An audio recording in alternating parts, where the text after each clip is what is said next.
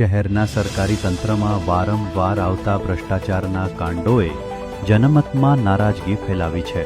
હાલમાં ફાયર વિભાગમાં થયેલા વિવાદાસ્પદ સાધનોના ખરીદી કૌભાંડની અસરશીલ તપાસ ન થાય તે પહેલા હવે આ મામલે મહેન્દ્રસિંહ બાપુ દ્વારા ખુલ્લી માગણી કરવામાં આવી છે.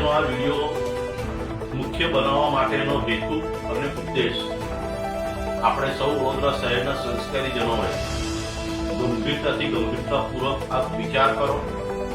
અને હું તો વડોદરાને જાગૃત કરવા માટે, વડોદરાને જગાડવા માટે હું મારી જીવન આગલા દિવસો પણ હું પહોંચવા તૈયાર છું. મારે કોઈ રાજકારણમાં જોડાવું નથી, મારે કોઈ રાજકીય ઇલેક્શન લડવું નથી, કે નથી મારે કોઈ રાજકીય પાર્ટીનો હિસ્સો નથી. પણ આપણી પાસે જે વિષય આવ્યો છે એવા ઘણા બધા વિષય છે. અત્યારે આપણે વિષય પર ગંભીરતા એટલે કે દિશા નક્કી કરી દેવી જરૂરી બને. જે પ્રમાણે વડોદરા શહેરની અંદર ઇરાદાપૂર્વક અને પ્લાનિંગ સાથે જે પ્રમાણે એક એક્ઝામ્પલ રૂપી જે ફાયર સેફટીના બહાને જે કૌભાંડ કરવામાં આવ્યું,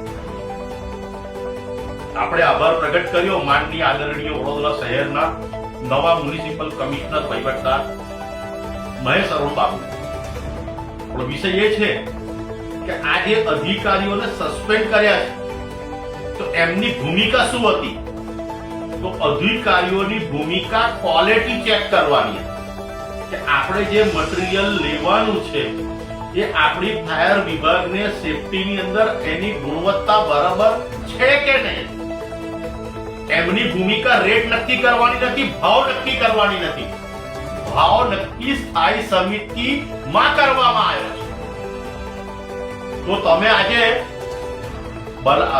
માછલીઓ તમે શિકાર બનાવી, મેન મગર, કારણ કે આની પર પૂર્ણ વિચારણા બી કરવામાં આવી છે. 16 બોટો નક્કી કરી, એમાંથી 8 બોટો આપણે ખરીદવાની છે, પણ પેલા સિસોટી, લાઇટર ને અન્ય તો પૂર્ણ ખરીદવાના છે. એવો પાછો બીજો ઠરાવ થયો સુધારો કરી. હવે વિચારો તમે, આ લોકો પોર્ટલ શબ્દ વાપરી રહ્યા છે કે આ ગાંધીનગર થી ફિક્સ હોય, અમારે ખાલી ચોઈસ કરવાનું હોય.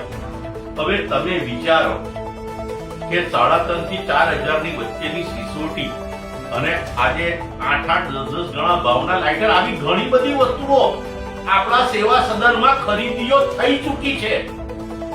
અને જ્યારે મુખ્ય આરોપી કોણ? તો કે જે તે સમયના મ્યુનિસિપલ કમિશનર સાહેબ દિલીપ રાણાએ પર એમાં હસ્તાક્ષર કરેલા છે. તો તમે 3 આ ફરજ પરના અધિકારીઓને તમે સસ્પેન્ડ કરી અને તમે વડોદરા શહેરની જનતાને શું મેસેજ આપવા માંગો? આના કરતા એક ગંભીર વિષય વડોદરાના શહેરીજનો, સંસ્કારીજનો નોંધ લેજો. આજ દિન સુધી વડોદરાના ઇતિહાસમાં એવું નથી થયું જે 200 તરવૈયા ભરતી કર્યા એની અંદર શરત હતી કે એમને મરાઠી આવડવું જોઈએ. આવું નથી કહેતો. દિવ્ય ભાસ્કર હું દૈનિક પેપરમાં બોલે છે તો એની પુષ્ટિ કોણ કરશે? વડોદરા શહેર ગાયકવાડી નગરી છે. આજે સદીઓથી જે વડોદરાની અંદર મહારાષ્ટ્રીયન પ્રજા રહે છે, તો એ મહારાષ્ટ્રીયન પ્રજા અને વડોદરામાં રહેતા તમામ લોકોમાં 50% જે મહારાષ્ટ્રીયન નથી, મરાઠી નથી, એમને મરાઠી આવડે છે.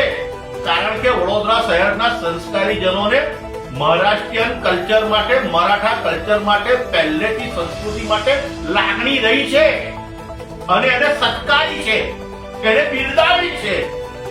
વડોદરામાં નહીં, ગુજરાતની અંદર કોઈ દિવસ પ્રાંતવાદ કે ભાષાવાદને સ્થાન મળ્યું નથી.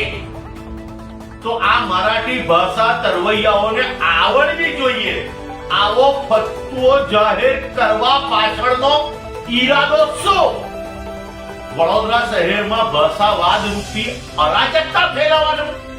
તો આની તપાસ કોણ કરશે? માટે હું આજ રોજ આવેદન પત્ર રેડી કરી રહ્યો છું, પોલીસ ફરિયાદ રેડી કરી રહ્યો છું.